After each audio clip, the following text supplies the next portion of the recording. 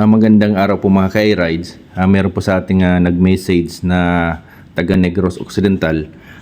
Balay, baka daw ito po yung nawawala nilang kapatid na almost 14 years na daw pong nawawala. Ito po yung latest na blinag ni Manay Bergeline. Di po kasi namin makontak si Ma'am Bergeline Cares. Kaya gumawa na lang po ako nitong post. Baka po meron sa inyong nakakakilala.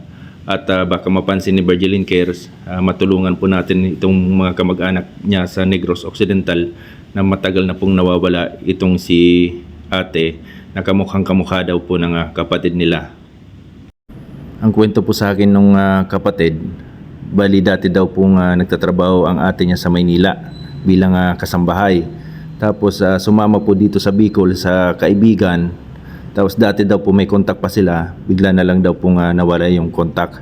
Kaya gusto po nilang mahanap si ate. Sana mapansin po ito ni Bergeline Cares at baka po may makapanood nito na nakakakilala kay ate. Mapuntahan po natin para ma-confirm po natin kung siya talaga po itong nawawalang kamag-anak ng mga taga Negros Occidental. Kaya humihingi po ako ng tulong sa inyo na baka po may nakakakilala kay ate. Mapuntahan po natin para po ma-confirm natin kung siya po talaga yung nawawalang kamag-anak nitong mga taga Negros Occidental. Maraming salamat po.